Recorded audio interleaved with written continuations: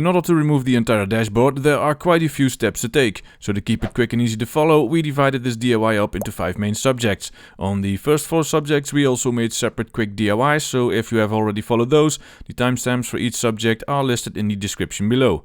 It is also important to note that on your 850 some nuts and bolts might be different. Now let's get you going! In order to remove the center console, the first step is to remove the coin holder that covers the OBD2 connector and then remove 2 T25 screws in that same area. Now remove this whole panel by pulling it towards you and then remove the OBD2 connector by sliding it to the left and then unplug the 3 wires connected to the cigarette lighter. With that panel out of the way, you need to remove 2 T15 screws and the 2 big connectors. Now loosen the gear stick cover, lift it up out of the way and remove the cover underneath the parking brake. If you haven't done so already, be sure to put the parking brake handle as high as it goes. Next up, you'll need to open the armrest and remove the little panel on the bottom. There are 2 T25 screws underneath which you will need to remove. Now put the car in neutral, lift up the back of the center console and wiggle it over the gear stick cover.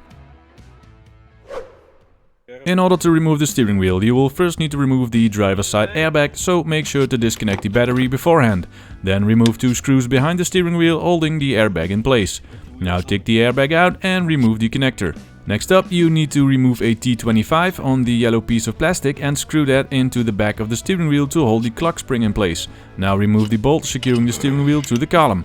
In case you want to reinstall the same steering wheel, you should mark the steering wheel and the column to keep the same alignment between them.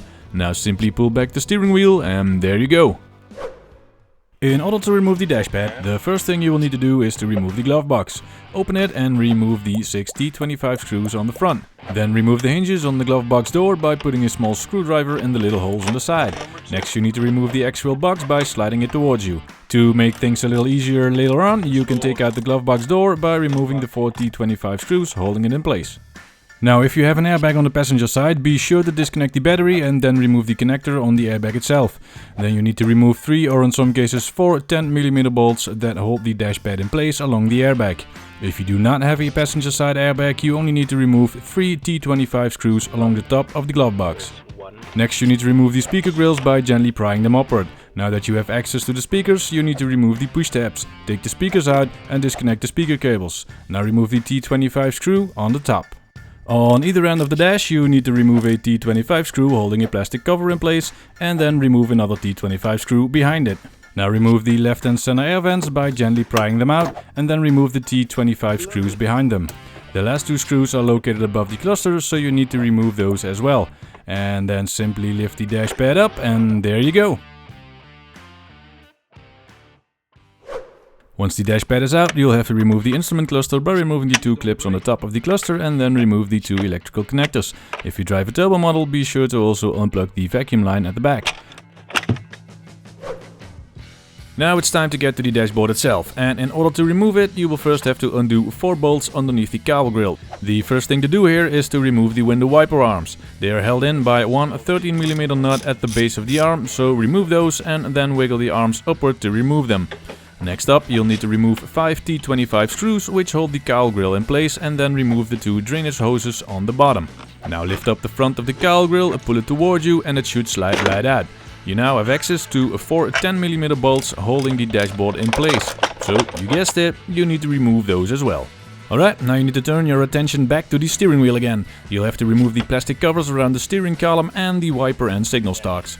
First thing to do here is to remove 3 T25 screws from the bottom of the cover. Then remove the 2 screws which hold the top and bottom covers together and then remove them. Next up is to remove the wiper and indicator stalks. These are held in by 2 T25 bolts, one at the top and one at the bottom. So remove those and then remove their connectors. Now back to the dashboard again. You'll need to remove your radio if you have one installed and then remove the climate control by simply pushing it from the back. Next you need to remove the bottom covers on both the driver's side and passenger side.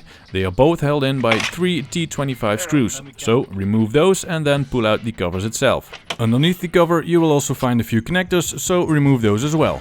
The dashboard is now only held in by 4 more T25 screws. 2 are located in the middle underneath the ashtray, so remove those. Finally, there are 2 more which are hidden behind the sill covers, so you'll first need to remove those on either side. With those out of the way, you can now remove the 2 final T25 screws.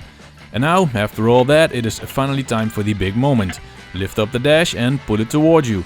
Chances are it gets stuck here and there, so wiggle it around a little, but be careful with that old brittle plastic.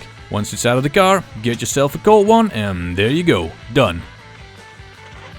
Jesus.